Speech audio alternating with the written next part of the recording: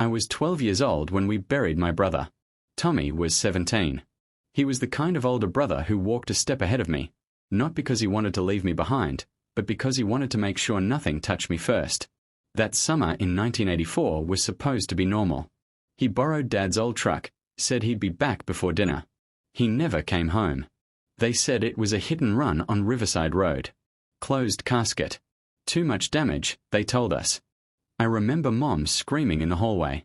Dad standing still like someone had turned him into stone. And me. I didn't cry at first. I just kept thinking, he promised to teach me how to drive that summer. We buried him 3 days later. I remember the sound of dirt hitting the coffin. That sound never leaves you. Life doesn't stop just because yours breaks. Years passed. Mom never recovered. Dad stopped talking about Tommy's name completely, like saying it would reopen something he couldn't survive twice. I grew up, moved away, got married, had a son, divorced, buried my parents, sold the house. Tommy became a framed photo in a box.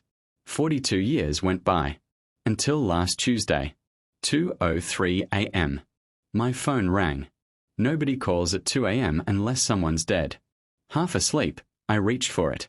Unknown number. I almost ignored it, but something told me to answer. Hello. Silence. Then breathing. Not static. Breathing. Who is this? I said. Then I heard it. A voice. Older. Rough. Slower. But familiar in a way that made my chest tighten instantly. It's Tommy. Everything inside me froze. My heart slammed against my ribs. This isn't funny, I whispered. I know it's late, the voice said, but I didn't know who else to call. My hands started shaking. My brother died in 1984, I said. I buried him. A pause. I know that's what they told you. The line went dead. I didn't sleep. By morning I convinced myself it was a prank. Some sick joke. Maybe someone who found old records online. But one thing wouldn't leave my head. He called me Scout. No one, and I mean no one, knew that nickname except Tommy. Not my ex-wife. Not my friends. Not even my son. Only him. And he hadn't said it in 42 years. I checked the call log. The number was from my hometown. My stomach dropped. By noon, I had booked a flight. I told myself I just needed proof it wasn't real. Closure. Something logical. The town looked smaller than I remembered. Or maybe I had just grown up. First place I went? The cemetery. Tommy's grave was still there. Same headstone.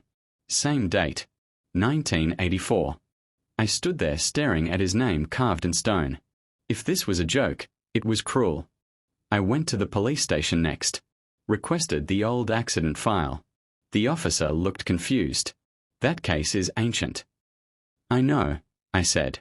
I need to see it. They handed me a thin folder. Too thin. 2 pages. Hit and run. Driver unknown. Victim deceased. Closed. No photos attached. No witness statements. No follow-up. A 17-year-old boy dies. And that's it? Something wasn't right. That night, my phone rang again. Same number. This time I answered immediately. Where are you? Silence. Then. I didn't think you'd come back, Scout. My knees almost gave out. If this is a joke, I swear. It's not. The voice was calm. Tired. Meet me, he said. Tomorrow. 6 p.m. Riverside Pier. My heart stopped. That's where he used to take me fishing. The next evening, I stood at the edge of that old wooden pier. The river looked the same. Slow. Quiet. Like it held secrets. At exactly 6 p.m., I saw him. A man standing at the far end. Tall. Broad shoulders. Grey in his hair. He turned slowly. And I stopped breathing. The eyes. Same deep brown. Same small scar above his left eyebrow, from when we crashed our bikes racing downhill. You're dead, I whispered. He swallowed hard. That's what they needed. My head felt like it was spinning. What are you talking about? He stepped closer, slowly. It wasn't an accident, he said. I saw something I shouldn't have. Back in the 80s, there were rumors. Money laundering along the river. Smuggling. Corrupt officials. I saw a deal go down, he continued. Wrong place. Wrong time. According to him, they gave him a choice. Disappear. Or make it look like an accident. They said they'd protect you. Mom. Dad, he said. If I cooperated. I felt anger rise in my chest.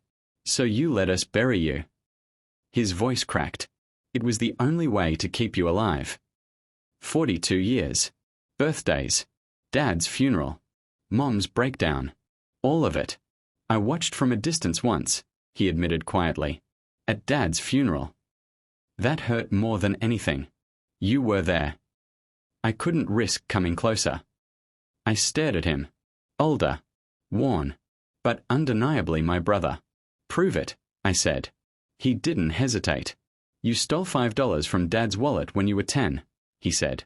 I took the blame. My throat closed. No one knew that. No one. Tears blurred my vision. He stepped closer. I'm sorry, he whispered. And suddenly, I wasn't a grown man anymore. I was 12, standing beside a coffin, losing my hero. Only now, he was standing in front of me, alive. The truth didn't erase the years. It didn't fix the damage. But it explained everything. The thin police file. The closed casket. The silence. He hadn't died. He had been erased. And now, the men who forced him into hiding were dead. So he came back. Not to haunt me. Not for revenge. But because he couldn't stay dead anymore. Tonight, I'm sitting across from my brother in a small roadside motel. We don't know what tomorrow looks like. You don't rebuild 42 years overnight. There's anger, pain, questions. But for the first time since 1984, I don't feel like the little brother who was left behind. Because sometimes, the dead don't come back to scare you. Sometimes, they come back to come home.